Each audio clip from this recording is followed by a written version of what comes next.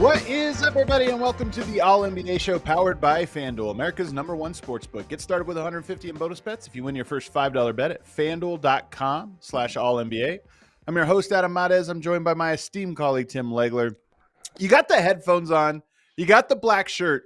You look like that photo of LeBron from the 2016 finals. Do you remember this one where he's got the glasses, the headphones, I know. Down 3-1? That's what you look like today, Leg. I do not. Okay. Is that what I look like? Okay. Well, that's the image I was going for today, man. Actually, I'm wearing black for the funeral for Denver fans. That's what I'm wearing. Oh, right now, come man. on, man. I'm kidding. I'm kidding. that I'm for Friday. kidding. I'm Save it for kidding. Friday. But you got to listen. I'm coming out there to call the game. But listen to me, man. Listen to me. I know they feel today. I don't. All right. So I got to call this game. I got to be unbiased. I don't know who's going to win Thursday night, but man, oh man, did they let an opportunity slip away? Have a close game at home tomorrow night. I know, man. That's exactly what happened. But on the other side, it was an incredibly I think this is the type of win that grows you up when you're a Thunder team, which is the only thing they had to do was grow up, get the experience and grow up through adversity. And we're going to talk about that one at the top. We're also going to get to all four series, though. Pacers close out the Cavs. I have maybe an updated perspective on the Pacers. I know Pacers fans have been calling me a hater. I actually love this team, and I want to talk about them as they get the win and advance to the conference finals for the second year in a row. The Knicks have a chance to close out the Celtics, but we're going to talk because we couldn't do a show yesterday with Tim's travel schedule. We're going to talk about the previous game there because it was interesting as well as Warriors-Wolves, and then at the end, if we have time, we will get Legs' comment on the Mavs getting Cooper Flag, or presumably getting Cooper Flag, winning the first pick in the lottery. So a jam-packed show. We're going to run through it. Let's start with the game you mentioned. Thunder beating the Nuggets 112-105. They entered the final frame down 8 points. Denver elected to stay with Jokic and Jamal Murray for the entirety of the second half. And those guys, well, I shouldn't say those guys. The Nuggets ran out of gas there in the fourth quarter. 1 of 12 from 3 in the fourth. OKC closed 5 of 9, including 3 of 4 from Lu Dort. And I'm going to start with Lu Dort here. I know there's a lot of stuff to get to, but I'm going to start because Lu Dort has been very up and down with his three-point shot in the series. And over the last 7 quarters, there's nobody, if you're a Denver fan, there's nobody you wanted taking shots in the fourth quarter other than Lu Dort. He didn't even close the game in game 4.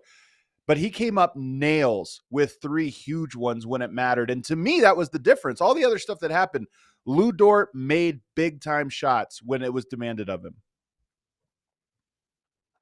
He was unreal, man. That's a couple of key stretches. That's certainly one of them right there. I mean, he didn't really do much offensively, and he hit 3 that none of those touched the net. I mean, he just came straight down through perfect shots. 2 of them, I think, weren't defended horribly. One was just an absolute, double team on Shaq. They go 2 side, nobody within 20 feet of them. That's a breakdown. You cannot allow that to happen, especially after he'd already hit a couple. So it was clearly one of the biggest, however many minutes that took for him to make those 3 threes. That's one of the biggest, most significant stretches of the game. To compound it, Denver seemed to just fall in love with shooting threes at a time in the game when they probably were most fatigued. I didn't think they did a whole lot to make Oklahoma City work for anything. Jokic, maybe because of fatigue, went through a stretch where he wasn't in the post anymore. How many threes did they got the 12-point lead, 80-68 after Aaron Gordon's 3 to the end of the game? Or till the last, minute and a half when it really got away from them. How many threes did they shoot during that stretch. It was unbelievable. It was one trip after another. It was some of your better shooters, but it was also guys that Oklahoma City wanted to leave open. And I just felt like Denver they fell right into it. And they just kept shooting three after three. And you could just see it, man, the light in their eyes kind of dissipating. Oklahoma City sensed it and they went and got it. And then they had some big shots down the stretch. Jalen Williams and Shea were great. Holmgren played well at the last 6 minutes of the game. So their top guys stepped up. But I thought Denver absolutely opened the door for this to happen. And Legs, your internet right now is a little choppy here, so I don't know if you need to log out or log back in or something, but you're a little choppy. We'll see if it catches up here. Here's and I'll kind of go with this while you kind of reset internet there, but I'll go with this. I think this whole series, which has been a fantastic series through 5 games, and I hope we get 2 more out of this series because all but one game has come down to the clutch time. And it has been fascinating to watch the decisions that each team has made. But in this one, I thought in the fourth quarter, both teams went to extremes in what they decided. Shai Gilgeous-Alexander had it going on, late third, early fourth. And Denver said anybody but him. And they start trapping up top. They're in their zone, but they're starting to trap up top and leave themselves vulnerable to scrambles, which I think they made good efforts at those scrambles through most of the game in the fourth quarter. They just, I think with fatigue and playing the same guys for so long, those scrambles left the door open a little bit more for some open shots for Dort. Although I think a lot of that by design. J-Dub had a huge one. And by the way, that J-Dub 3 in the corner, which really was the difference maker because there was back and forth. Jokic hit the Sombor shuffle from the top of the key to keep Denver in it. 1:30 to go. And it was the closeout on J-Dub on Lu Dort, because Lu Dort had made 3 out of 4 in the fourth quarter. That Aaron Gordon closes out hard on him. They'd been closing out shallow on him the entire game. Ball swings around. It goes to Lu Dort on the wing, and Aaron Gordon makes an aggressive closeout, which left J-Dub wide open in the corner. And J-Dub had just airballed a 3 only moments before. But Denver had made the decision, we're going to force the other guys to make shots in the clutch because I think that's your best bet, trying to slow them down. And I thought Oklahoma City made that same calculation. They looked at it and said, Jokic has it going tonight. He's not missing anything. And we're going to do anything we can to make him either make tough jump shots, which he did, or more likely force the ball into other people's hands. So I think both teams had the strategy of, we're not going to lose by Shea. We're not going to lose by Jokic. We'll see who else can step up and make the shots. And this is such a big thing for this Oklahoma City team. I thought, and I think this Thunder team is fantastic. You don't get to 68 wins unless you're fantastic. The question I had was, had they bled enough? Because young teams don't really know what it takes until you go through it. And that's not because of any shortcoming that they have or any weakness that they have in their game. There is experience provides certain lessons that nothing else can teach you. And it's how you perform in those moments. And Alex Caruso actually had what I thought, going into this game, I thought Denver was going to give their best effort. I know game 4, they kind of let it slide. And I know a lot of people thought, they let one go. Can they bounce back from that? I thought Denver was going to bounce back. They've bounced back all along. But Oklahoma City, it's the mentality that you have. I think sometimes you think, we got them. Now we have them on the ropes. That's not how it works in the playoffs again. When you get further and further into it, you have to kill. You can't expect them to die on their own. But Alex Caruso had something that I thought was really interesting that I heard between games 4 and 5 that made me think they were ready for this moment. Do you have that clip, James? I've said this multiple times. I was excited to play Denver because I knew that they were going to bring greatness out of us. We weren't. It's no disrespect to Memphis, but we were going to win that series, especially once Ja went out, just based off of talent level. But Denver is a smart team, an experienced team, like you said. I know that this is the challenge that's going to push us to be great. And I think we're seeing that. And I think I'm a firm believer that we're going to get over that hump and find ways to win those. And you got another one tomorrow. Try and do it. So I love this quote for a variety of reasons, but because it is both a confidence and a humility from Caruso, who, by the way, is a champion, so he does know what it takes. But I love this quote because he was saying, we won 68 games. That's great. But we have to do something else, and to win a championship. And the only way to get there is for it to be drawn out of us by another great team. And he knew the pedigree of Denver. He knew how tough it was going to be with Jamal and Jokic. And he said, I think they're going to draw that out of us. And I believe firmly that we're going to come up with it. And to me, it's not about how great Shea is or collectively the individual talent is. When that pressure is there, how do you respond to it? Lu Dort comes up nails despite having a rough shooting, several games in a row. J-Dub, who's had, I think that's the biggest shot of his life probably, because that one was such a pivotal shot. If he misses that one, I think the game unfolds from there completely different. It was a tie game with 90 seconds to go. So to me, I loved that quote, and it played out. Game 5 played out exactly the way, if you're a Thunder fan, the exact way you need to see to know that your team is ready to graduate. And look, it's not over for them in this series. It's not over for them the rest of the way. But to me, there's these little check marks along the way that you say, okay, that was a pivot point for the team to become who they needed to be, and making those shots in the fourth. And then, by the way, it wasn't just the shots. It was also the extra possessions. Lu Dort saved that one ball out of bounds, which was incredible, on an offensive rebound, because it was a ball that in a regular season probably don't get that effort. A ball bounces out of bounds, you go the other way. But it wasn't just him. J-Dub, if you actually go back and watch the play he saves, and it ended in a Chet dunk, so it was a huge play. If you watch it, Murray is actually closer to the ball than J-Dub is. Dort sprints, and J-Dub sees Dort sprinting, knows he's not going to be able to save the ball outright, and he sprints over around Jamal to give him a release for that play. And it's those little types of plays, that focus in those moments, that I think makes such a big difference. And OKC, to me, grew up last night in an important way to be able to get that win. Hopefully we get legs back here very shortly. I know there were questions about playing Denver, Denver playing their guys all the way through. To me, I think Jokic, and he went 4 of 6 in the fourth, did not have a turnover. I thought Jokic was actually fine. Defensively, he was definitely slow on some of the breaks, in those final minutes. There was one in particular, Shea, which turned out to be to put them up 6, which was a huge one. They run pick and roll to the right side. Jokic shows, because you got to show on those plays, and they immediately flip it. And so Jokic has to go from the left side to the right side of the screen, and he just doesn't make the effort there. You could tell he kind of goes around. He's going to be too late, and he just concedes the shot. So those types of plays were where Jokic showed fatigue in the fourth. But to me, it was more about Jamal Murray and what he did in the fourth quarter, how he slowed down. You see, what makes Denver great is that Murray-Jokic two-man game. And in the third quarter, when you saw it, that looked like the championship-era Denver Nuggets. Going to those guys, and it was sort of a left hook, right hook situation where Jokic would hit one, Murray would hit one, and that's how Denver built that lead.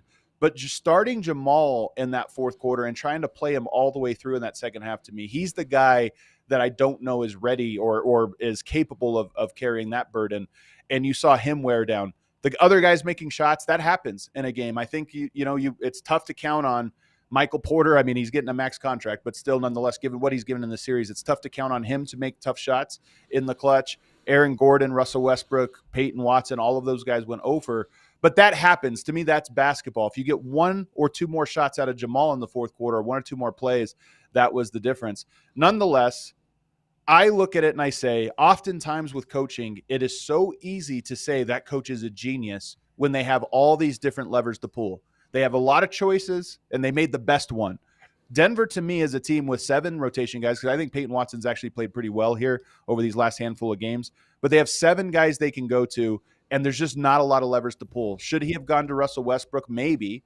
But the spacing difference between Michael Porter, even when he's not making shots, he's still being guarded, versus Russell Westbrook is tough. In hindsight, would Russ have made just 1 shot because nobody else did? Maybe. And I think certainly defensively you can make the argument. On the other end, though, I mean, this is all about Oklahoma City to me. That was a tough spot to be in, down 8 going into the fourth quarter. But I thought Dagnott did something in both games that was very interesting. He trusted his bench in the fourth quarter. You get into a close game, and a lot of these games, I mean, you're down 2-1 or you're tied 2-2. A lot of these games, it feels like if we let this one slide, there's no recovering from it. So go all in, push all your chips forward, get tight, only trust who you consider to be your top line guys. Him trusting that this matchup largely came down to depth versus a lack of depth, athleticism and depth versus a lack of athleticism and a lack of depth. And 2 games in a row, the fourth quarter, he trusted that depth to be able to do what it needed to do. And that group, that second unit group, made a big run. So to me, this was an important graduation for the Thunder in a lot of different ways. We got Legs back. Are you there, Legs? Can you hear us? Is it storming in Florida these days? Are we in hurricane season? Oh, we got no sound on him. James, you might have to continue going to work there. I'll keep talking while we try to get this going. One thing that stands out to me as I watch this series is that Chet Holmgren, that injury, I said this early on in the year, the injury that happened to him early on, I think actually stunted OKC's ceiling. And it's a ceiling that we're going to see more and more in the future because early in the year, Chet's off the dribble game. 1, 2, 3, 4, 5. I can hear him now. Are we There back? we go. All right, there you go. James told me to say something, so I said something. There you go, and I could hear you. Real quick, I'm going to make this point, and I'm just curious because I'm riffing off of what I see from the Thunder. That injury that happened to Chet early, if you recall the first, I don't remember what it was, 2 or 3 games of the year, he was taking the ball off the dribble a lot, and that adds another creation, like a meaningful creator in their offense that's really dynamic. He gets hurt, and I think they had a hard time really building off of that the way I think they intended. But you see it in these games that Chet is really good with the ball in his hands. He took Aaron Gordon off the dribble. He took Jokic off the dribble earlier on. That's like an untapped potential to the Thunder that I think they would have had this year if he didn't get hurt early, but they will have going forward that makes them even more difficult to guard because Denver has actually guarded this team better than I think most people would have expected throughout the series. And part of it is you can key in on Shea and double him, and the creation from other guys isn't quite there. Chet, to me, is a guy that will be there next year, and it'll make them significantly more difficult to cover. Yeah, I do think that, look, when you look at where's the upside still to come with some of these guys on their roster, I do think that's one area that you can get it. I mean, he really didn't have anywhere close to a full season, so he's still very young, in development mode. I do think he's got the ability to take the ball off the glass, push it, lead the break some, to the extent that they let him do it, that he wants to do it. There's some parts of Chet Holmgren, as good a player as he is, I do wonder sometimes, like, is he the type of guy that wants to be a superstar? Or is he the type of guy that's like wants to be a really good player on a great team? I'm not sure about it. Honestly, I played with a guy that kind of reminds me of him in some ways, in Rasheed Wallace, who we had him early in Washington. And I thought at the time, and as I watched him throughout his career, I thought this might be the most either unselfish superstar talent I've ever seen, or a guy that just flat out doesn't care about achieving that level of stardom. And he ended up being a guy that was really, really good on a lot of teams, including maybe the tipping point for Detroit winning a championship. But there was so much talent there, and they're like, similar profile. Tall, lean, handle the ball, shoot the ball, great defenders. Very similar, honestly. Rasheed just probably a little bit more athletic, but I kind of get that feeling about Chet. Like, I don't know if Chet, like, he's really cool, I think, to be the third guy on a great team. I don't know if he'll be more than that. Doesn't mean he can't add what you're saying and still fall into the same category, because he probably can. I do think that's down the road for him, though, Adam. I think that is something you could look at and see him realistically developing as just an additional weapon for their team. We got to keep it moving because we got to talk about these other teams. So I'm just going to ask you this one, which is Game 6 now. You're on the call tomorrow night here in Denver.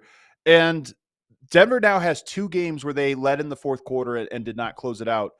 That feels like a death knell. And yet, this Nuggets team is resilient, and they're going to be on their home court. So what do you expect in Game 6? And do you think that this series is going to go 7? I mean, who knows? I do know that I feel right now for Denver, I'm looking at Jokic, man, and what he did last night and didn't come out of there with a win. That's kind of scary to think about that.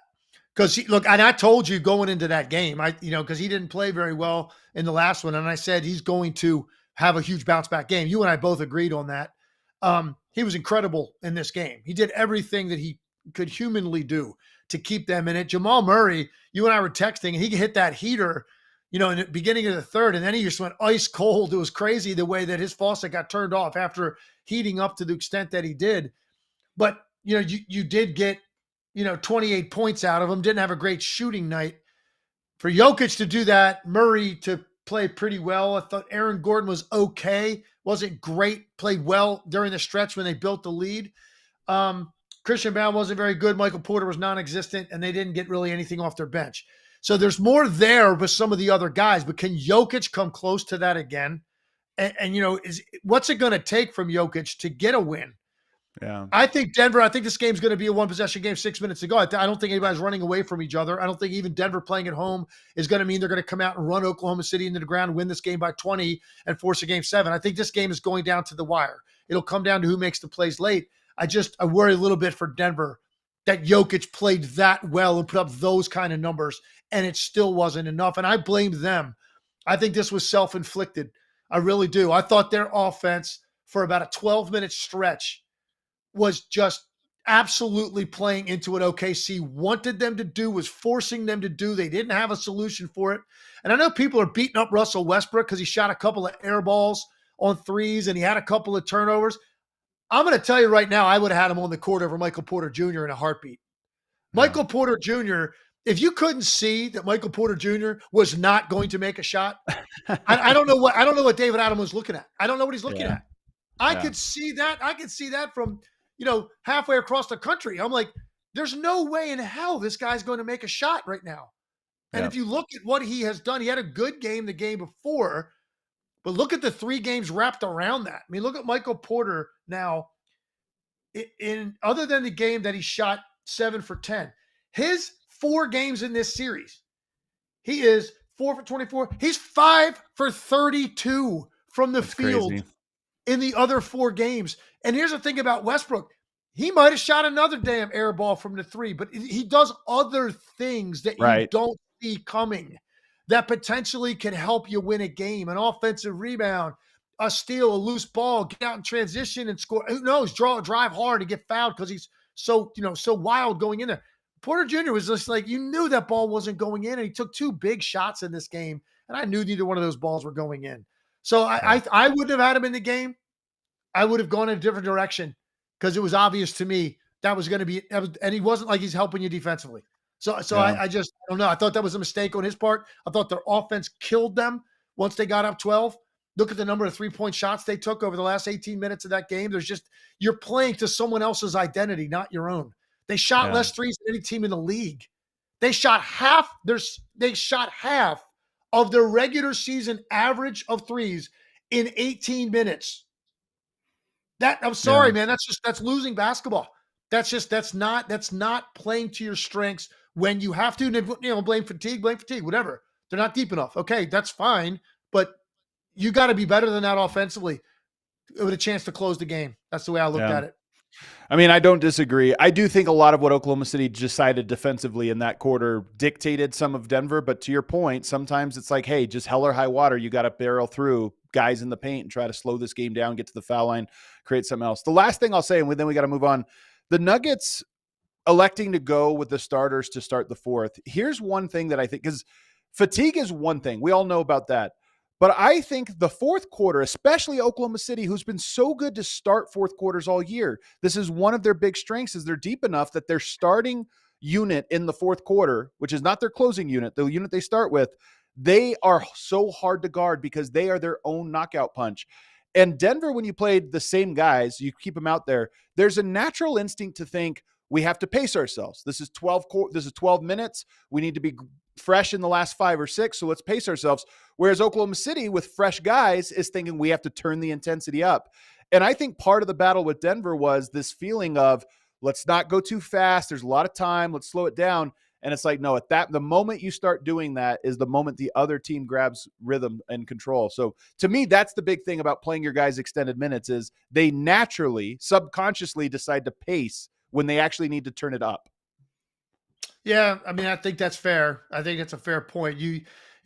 These games the possessions are too vital to have any stretches where you're not able, if you're on the court and not able to go as hard as you have to go. It could cost you, man. So obviously Oklahoma City's deeper. We knew that coming in. And we'll see. And Adelman addressed this after the game in his post game. He said, hey, if we were fatigued, that's on me. I got to figure out a way to get them some minutes. He's got to have a different approach in game 6. Well, clearly Denver, no one's going to be surprised Denver wins this game and goes to a 7th game on the road. And you still do have Nikola Jokic on your team in that situation. It's formidable, man. So they're not out of this at all. I just think when you have an opportunity to close a team this good on the road and you go up 12 in the second half, you've got to figure out a way to get that done or it's going to come back to bite you. And that's what I'm worried about for Denver. No doubt they'll show up, man, with everything they have in game 6. Will it be enough? I mean, I can't predict the future. But I'm not going to be surprised one bit if we go back to Oklahoma City for game 7. That'd be fantastic because this is true playoff hoops, these two teams, man. Just such great defense being played on both ends and big shot making determining the games. And I think it's just a great, great playoff series. All right, let's get to the other ones, though. On the other side, we're going to talk about the Pacers and the Cavs. And I have an updated perspective on the Pacers I'll share at some point we'll get to here on the other side. First, NBA playoffs are underway, so there's no better time to be in the arena experiencing that playoff intensity in person. If you're trying to catch your team live this postseason, let us tell you about our friends at Vivid Seats. Vivid Seats is the best place to get your tickets for any live event. They have the best selection of games and seats, and every purchase is backed by their 100% buyer guarantee. Plus, Vivid Seats is the only ticket marketplace that rewards you for every purchase. So download the Vivid Seats app and start earning rewards towards free tickets. New Vivid Seats users use the promo code ALLNBA30 to receive $30 off your first purchase of $300 or more. Once again, click the link in the show notes or go to visitseats.com or download the Vivid Seats app and use promo code ALLNBA30 for $30 off your first purchase of $300 or more. When it comes to playoff basketball, being there is all that matters. So experience it with Vivid Seats. I also want to tell you guys about FanDuel. FanDuel is the best place for all of your favorite player props, and now you can make the smarter play with new performance trends. Want to see if a guy's been hitting certain shots with consistency over the last couple games, or maybe they've been flirting with a potential triple-double? Get the latest stats right inside the app and see who's heating up. And once the game starts, that's when things get interesting because you can combine live props into same-game parlays, which is really big. So during the game, you can build a same-game parlay, which is a really fun thing to do. You'll get started with 200 in bonus bets if your first $5 bet wins. If you visit FanDuel.com/AllNBA to join today, make every moment more with FanDuel, official sports betting partner of the NBA. Must be 21 or older and present in select states, or 18 plus present in DC. First online real money wager only. $5 first deposit required. Bonus issued as non-withdrawable bonus bets, which expire 7 days after receipt. Restrictions apply. See terms at sportsbook.fanduel.com. Gambling problem? Call 1-800-GAMBLER or visit fanduel.com/RG. All right, back here on the All NBA show. Make sure you're subscribed so you can get Legs opinions 4 times a week right here on this very channel. Tomorrow, by the way, Legs in studio with me as he'll be out here in Denver. Our 3rd time doing studio shows. The first 2 have been fantastic. I'm excited to see you, Legs. Yeah, man, it'd be great. It's great. I'm looking forward to it, man. Going to get into town later on this evening. Have a little production meeting and get up tomorrow and come with you, hang out with you for a little while, have some fun, and then get ready to call hopefully a great game. It'll be my last game I'm calling for the season. Really? Tomorrow night in Denver? All right. Well, Well, because it when you get to the weekend, it's you got different networks involved, and when you get to the conference finals, we only have one crew. We ESPN ABC has the West. So the same crew calls every single game in the conference finals, and then they'll call every game of the NBA finals, and then Turner will call the Eastern Conference finals. So, yeah, this is it. This is it for me, man. It's been a blast. Had a great, great, great year. Made some really close friends in production with these games. But this is it, man. It's our swan song. So hopefully we get a great game. Hell, hopefully we get a really, really great game that becomes an iconic one, and maybe an iconic Legs call on the play for some big shot there. Let's get to a game. Pacers win 114-105. I'm going to just start. First of all, the Cavs, I thought, did a good job of fighting. When you're down 3-1, it's not looking good. You've been outplayed throughout this entire series. They didn't give up. I thought they did a good job fighting, got off to an early lead. But the Pacers had answers throughout this entire series every time there was a big run, and they had it in this game. But I'm going to start with this one. Andrew Nembhard is first-team all-playoff riser. First team. I can't believe how good this guy is. I mean, I've always liked his game, but what he's doing in these playoffs is star stuff. Like, he looks like a superstar with how he contributes to this team. What did you see from this one that got the Pacers to close it out? Well, I think the first thing, you're right about Nembhard, first of all, and I actually didn't think Nembhard had as good a year as I was expecting based on the way he finished the year last year, the second half of the season last year and in the postseason. I mean, the guy was unbelievable in the playoffs. And I thought his regular season was a little bit more muted by my expectations, but he's turned it on in the postseason. I just think this team, Adam, you know how I feel about the Pacers, man. I couldn't talk about them enough throughout the year. I would always inject them into conversations. They're not a sexy team that people are dying to talk about, but I would just watch them offensively. And I'm talking about the first month, because he did have a slow start to the season. And everybody was wondering what's going on. And I think part of it was just coming off of a conference final. I think you have a different level of pressure on you and expectations. And they struggled early, defensively, offensively. Haliburton was all over the place the first 2 months of the season. When he got more consistent and they hit their stride, when you look at what this team's done for the last 4 months, they're one of the best offensive teams in the league, and they're putting it on Cleveland. Cleveland did it on both ends this year. They were a prolific offensive team, but they were also, top 6 defensive team. They've had no answer for Indiana in this series. So that's to me where it starts. The talking point starts there. And you even saw it in this game in the second half. Cleveland could not stop them and get enough stops to give them a chance to not only, make up the deficit, but also then get the lead and hold on to the lead. What Oklahoma City did to Denver. They closed the deficit with their defense, and their offense was then good enough to get their own separation and win the game.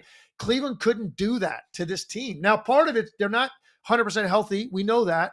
The Garland situation got to the point I couldn't believe they left him on the court. The way the guy looked, he was limping all over the place. At one point, he went down on offense and just stood in the left corner with his hands on his knees for an entire possession. And they left him in the game. Their top 3 shooters went 12 for 50. 12 for 50. I'm counting Max Strus in that as their top 3 perimeter shooters. Garland, Mitchell, and Strus are their 3 best shooters. They went 12 for 50 from the field. You can't survive it. It's just unsurvivable. Max Strus gave you a donut. Mitchell struggled with his shooting the entire game. He did get to the line, and he put up a decent scoring line, but his efficiency was terrible. And Garland, I think, playing on 1.5 legs, man, with that toe, he was nowhere near as quick, didn't have the burst, wasn't the dual threat that he normally is. And so their perimeter guys, to me, really let him down. So here's what I wanted to say about the Pacers, because everybody has a bias. People think about bias like, oh, you root for this team, you root for that. I'll tell you what my number one bias is, Legs. I'm a basketball purist in that I love the game, and I love it. Whoever wins deserves to win. Just competition. You're going to win. You don't have to win any specific way. But my favorite way for a team to win is through connection. When teams work together, basketball is the greatest game of both individual talent and collective connection. And it's the perfect blend. And that's what makes the game so interesting.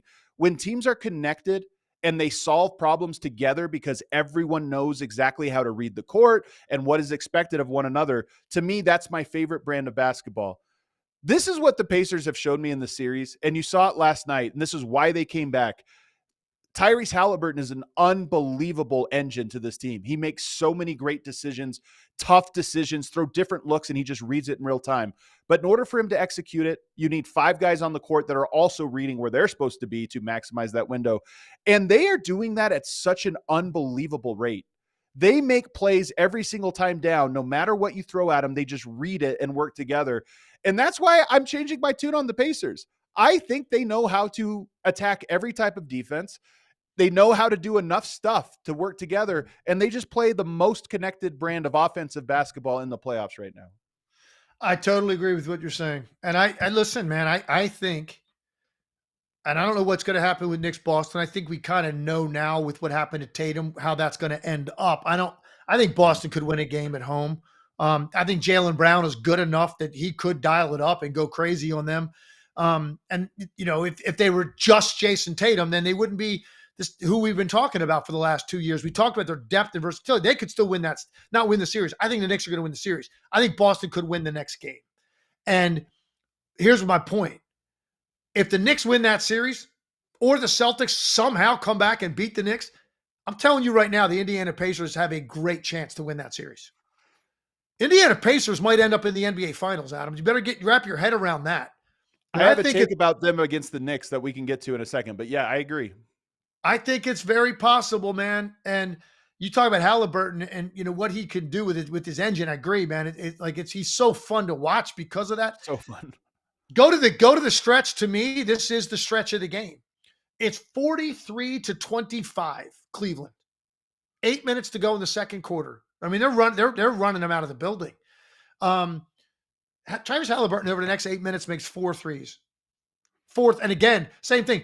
Haliburton shoots the ball so high. I think the only other player I could ever remember with an arc as high as Haliburton's was Dirk, where the ball would leave the screen. Yeah. Like Tyrese Haliburton shoots the ball, it disappears from the camera and ends up coming down at these crazy angles straight down. So the net barely moves when he's really got it going. He had 4 threes in the last 8 minutes of the second quarter. You go in down 4. That to me was the game. They go in down 15, 16, it stays there or more. They'd say Cleveland pushes it. I don't think Indiana's winning the game. You get that to 4. Do you know how deflating that is? Cleveland is already banged up. They're holding on for dear life. They're trying to extend the series. They're up 18. It's going well. You go into the locker room and you look up as you're walking off the court. It's a 4-point game. You can't even believe that. Like, I know that was deflating for them. So to me, Haliburton scoring put them in position and he scored late too. But I thought his scoring there was the difference in the game. It got them within arm's reach. They came out of the locker room, and I think Indiana then believed they could smell what they were going to be able to do to this team in the second half, and they did it offensively. They put up 62 points in the second half. They were fantastic. There's something about belief in individuals, that gives you a level of confidence, but the belief in the collective, because I think right now the Pacers have incredible confidence, but it's almost confidence in like, hey, we together just do this. We can figure it all out. And that's what's exciting. Shout out Miles Turner, who's having an incredible playoff run right now, coming up with big defensive plays, stretching the court, and then making connecting passes as well that are really valuable. Let's go to the Cleveland side, because everything I just said about Indiana and why I like them and the aesthetics of basketball and how it gets done. Cleveland this year, at their best, has also played as well connected basketball as anyone. Get dribble penetration from 2 really quick guards and then swing it around the perimeter with all these guys that are very willing to make the extra play or the right read. My fear with them was I didn't necessarily trust that from them. Look, the story is injuries. I mean, that's the number one story. So I'm not trying to just say that they came up short without acknowledging that. But I even think there's something to this team, this Cavs team around Donovan Mitchell, that loses a piece of their identity in big moments because it's almost like they don't trust that part of it. They don't trust how did we get here? Dribble, pass, swing it around, open shot. And they had 10 assists, I think, in this game. And a lot of that is the shot making, but a lot of it is that part of their identity, I think, went away in this playoffs. I totally agree with that. I was watching, I actually texted somebody else, the ESPN, and said, I don't recognize this team right now because of the over dribbling. There was so much isolation basketball that took place, and particularly in this game, but throughout the series, but in this game, because they're trying to, they're fighting for their lives. And when that lead was disappearing, the ball wasn't moving anymore. And then again, when Indiana started to get control in the second half and then the fourth quarter, same thing. Just revert back to and even I'm not talking about even all Mitchell. I mean, he's 8 for 25, man. It's hard to overcome it. But it's other guys. DeAndre Hunter was like over dribbling, trying to isolate. Ty Jerome was trying to do stuff. Like, I understand the guy had a good year, but it's like he hasn't had a good series. And that's not the way you guys played. And, I go back to the Oklahoma City Cleveland game. This year, they played twice in a week. At the time, they were clearly the best 2 teams in the league because Boston was still kind of dealing with injuries and figuring themselves out. And I thought it was the most pure basketball game I watched all year was the first OKC Cleveland game because the style of play was so similar, mirror images of each other. Ball moving, hopping, always making the right read, but still had guys that could break you down off the dribble. 2 bigs on each team. Like the whole thing, I'm thinking I could see this being a finals matchup. And man, did it end unceremoniously for the Cleveland Cavaliers after the year they had. Injuries definitely played a part, but they got outplayed by a team that's red hot. They were hot down the last month of the season. They're 8-2 in the playoffs. The Cleveland Cavaliers believe right now as we sit here, they believe they can win a title this year. Yep. But they certainly think they're going to the finals. They believe they're that good and they're that hot and everybody's playing well and they're in rhythm. And they believe in their coach. It's been a fun ride for them, man. People in Indiana got to be incredibly excited. Last year, you got to that point, it's the Celtics. Clearly the best team in the NBA. You're not going to deal with that this time. Not in the Eastern Conference. Yeah. So their feeling of belief has to be significantly greater that they can actually take this thing all the way to the NBA Finals. We're going to have to find a different spot, not today, to talk about the Cavs, because I think where do the Cavs go from here now is such an interesting question, because they had a team that gave you everything you can expect. I know the health part didn't matter, but I do think it's impossible to watch this Cavs playoff run and not question if the design, two bigs, two undersized quick guards, offensive guards, like, are there too many vulnerabilities when you get to playoffs? It's clearly a recipe for great regular season success, but in the playoffs, does that overload some of the stuff that you do? But we don't have time for that today. We'll get into it another time. I want to talk about the other series here since we were off yesterday, but the Knicks get a big win at Boston despite a huge Tatum game. And I wasn't sure. You heard my takes on this. I wasn't sure the Knicks could do this. I thought Boston was going to come back in the series, and it wasn't because of a bad game, bad performance from Boston. They got what they needed out of Jayson Tatum, but they still found a way to overcome it. And here's the number one thing I think happened in this series. Unlike India, this is where Indiana and Boston are different. The Knicks just decide to switch everything, even put Karl-Anthony Towns up top, put Mitchell Robinson up top, and just say, sit down and guard, we'll shrink the court. Boston, I think, by design of who they are, falls into trying to ISO too much. And that works for them most of the time. They're good ISO players. But I think the Knicks lured Boston into just taking too many one-on-one. Oh, I got the matchup I want.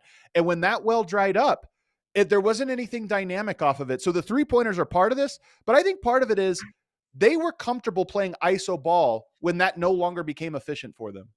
Totally agree. I mean, that's who they are, though. I mean, you're right, but they just win those matchups all the time. And there's no creative action that the Celtics run at all. It's ball screen or ISO. That's all they run. There's nothing else. And they trust that they've got more guys that are the dual threats, take you off the dribble or catch and shoot, because that's the whole premise of what they want to do. Break you down, collapse the defense. If you don't collapse it, get to the rim, because they've got four different guys that can do that at a high level. If you do collapse it, and when they're playing well, they'll spread it and they'll spray it around the perimeter, and you're not going to catch up to it. When they're not playing as smart, for example, game one of this series, up 20, taking 37 3-pointers after halftime, because most of those were quick. When you play that way, then you open the door when you get cold that your teams can come back on you. When they're playing well and they are beating that initial shell, and now they're making you chase it, you can't guard them at all. They'll bomb you out of a building. But the Knicks did a pretty good job of not getting blown by. They did a good job of staying with, so you didn't have to overcommit or overreact to your help. Most teams get beat in this league on penetration when there's a kick out three because they overreact. And my point being, if you do it perfectly, you never need more than one help defender on any drive. It's what happens after that. That's what makes great defense. The teams that send 2-3 guys and flood the lane, a lot of times against a good team, they're going to give up something on the weak side every time because you can't send that many guys to help and recover. In this particular game, the Knicks were just like, you know what? First of all, we're scoring. That was a big part of it. Like, we're scoring on our end. So now we feel confident we're not going to let you beat us that way. And I do think there was a lot of truth to be had, man. Look, Tatum was sensational. I'm sick for how things ended for him. I really am, man. The guy's a role model. He's a great person. He's a family man. He is a great talent. I think handles the criticism that comes his way a lot of times unfairly very well. He's everything you could want your star player to be, man, really. And it just sucks because he's going to miss all of next season. You're not seeing Jayson Tatum until the fall of the following year. Guarantee it. And so what happens to them now, you know? I mean, obviously there were rumors that this roster would probably get broken up anyway. I mean, an underrated thing, and we'll have to get to this in the off season, but the new salary cap, the Pacers are going to have to blow their team up this offseason. Like, they're just staying with your guys for more than 2 or 3 seasons is almost impossible in today's NBA. So no matter how good of a roster you build, you almost have to rebuild every other season, at least like core role players around it. The Celtics were likely headed there anyway, but now to your point, Tatum out for an entire year completely changes everything. And it just shows you how thin the margins are, no matter how great you are. But the window openings are narrow, man. And somebody texted me that when he went down within minutes. I looked at my phone. I was actually calling the game when that happened. We were the next game that night in Golden State. And I got that. I saw it. I was watching the game. I saw it happen. Everybody knew exactly what he had done by his reaction. And I got a text message came into my phone from a colleague that said, it's amazing how narrow the windows are open to win. It's so true, man. It's so true. So many things have to go right. So many great decisions have to be made financially.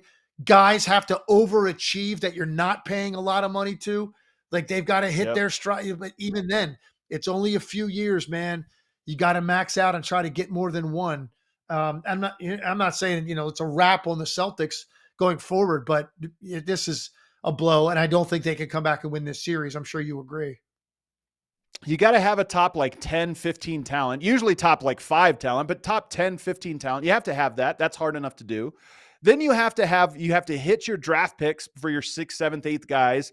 You have to find the perfect role players. You can't sign them to deals that hurt you down the road. So even if you make a great signing, does that signing make sense in 2 years, 3 years from now to be able to fill out the roster? It's just so hard. But Tatum at 27, we see a lot of Achilles. This one just feels young to me. And a lot of the Achilles is like Kevin Durant late in the career, Kobe, can we come back? And the heroic effort. Tatum is in his prime. And I just don't know what to make of this injury because it feels so tough, the timing of his age and his arc. Yeah, Dominique Wilkins had one too, but it was later. And so you look for guys that, and Dominique was obviously all about explosion. He was never quite the same. Kobe and Garnett, like late in their careers, it's hard to tell. This is a lot different. This is an elite athlete in his prime with 5 more years of his prime to come. You don't see this very often in any sport. So your guess is as good as mine. The rehab from these things better than ever. The technology better than ever. The surgery's less invasive. So you're not dealing with, some of that stuff that builds up from a rough surgery. So everything's in place for it to be as close as you can get to what you used to be. But I don't think anybody comes back from this injury and is as good as they used to. I don't care what your age is. So and look, Jayson Tatum, you take off 7% of what Jayson Tatum is, you still got a damn good player. But I don't know that you have an all-league player, first team. So your guess is good as mine, man. I don't want to demoralize Boston fans or anything, but just the reality of it, man. For a basketball player, this to me is more significant than an ACL.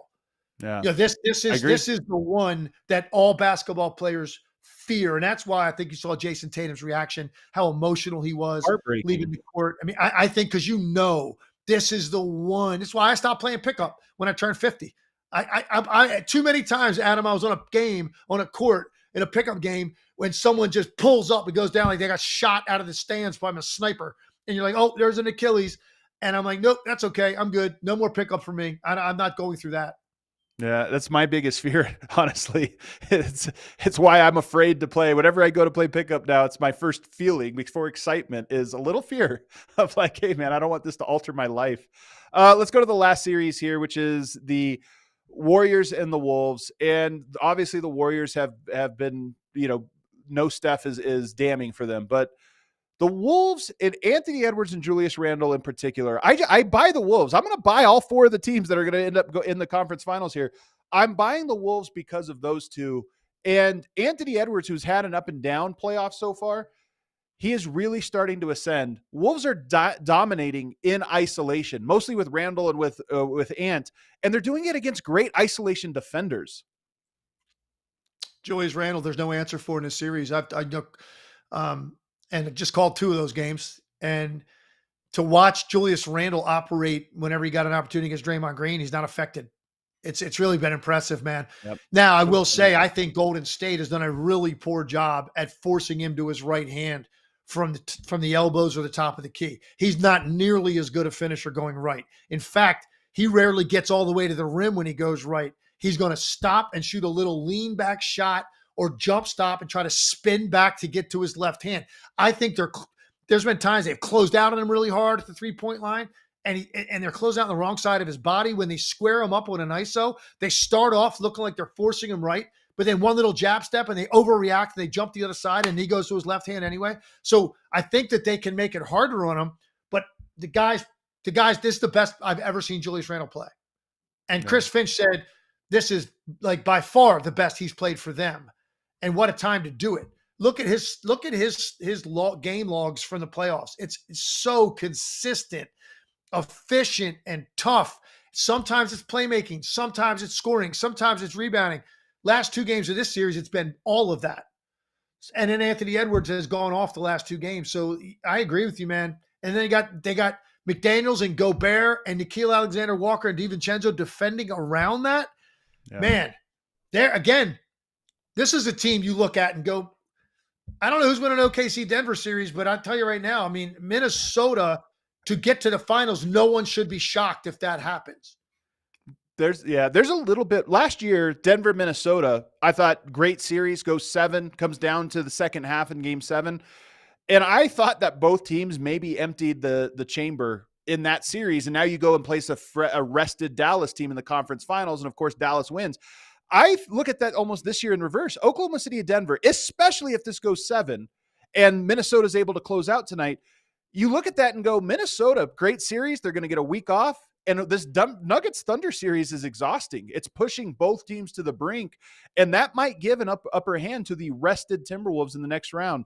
So it's just a storyline to kind of watch. The last thing I have, go ahead. I got one more quick point on this series. Jonathan Kuminga, like, I understand some of the frustration with the Warriors coaching staff and organization about him, because they don't know that he's always dialed in terms of the other stuff, not the scoring ability and the flashy athleticism, which they desperately needed in the series.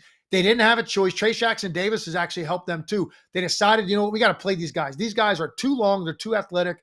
We look so small, particularly without Steph and his scoring ability helping other guys. We got to play him. Look what Kuminga's done the last 2 games. So I understand their frustration with why he doesn't consistently stay in the rotation and start and like get opportunity. I do understand it, but at the same time, when you watch what this guy just did, he basically goes 17 for 31 from the field for 53 points in the last 2 games. The guy has a lot of talent, and it's never going to fully blossom in Golden State. I think it's time. It could be mutually beneficial to look to see where Jonathan Kuminga can end up this summer. Real quick question for you. Podziemski, one of the worst shooting performances in the playoffs, not just this round, the playoffs that we've ever seen.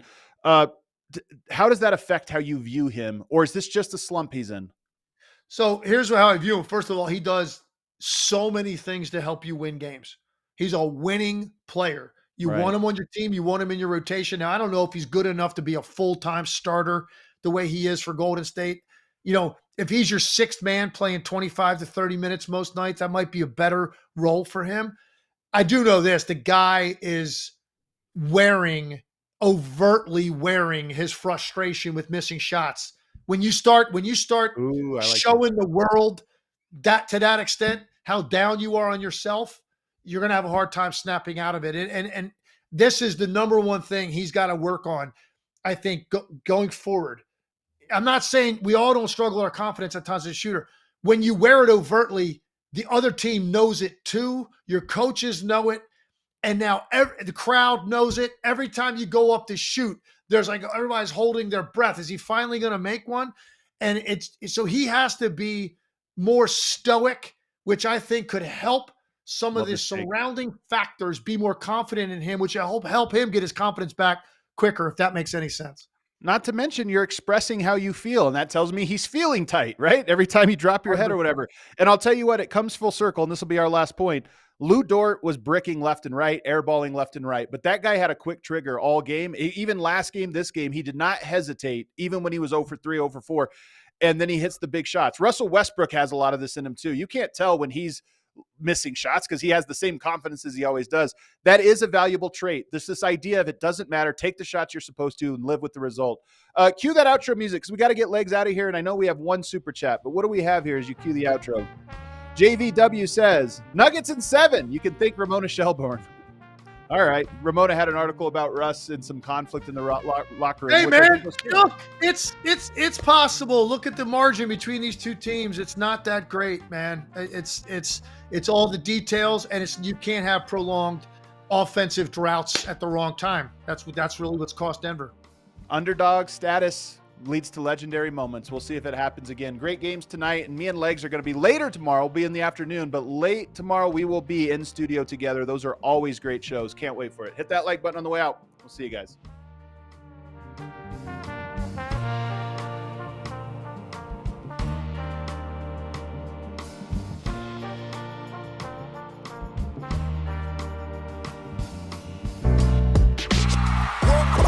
We all silly like the mayor.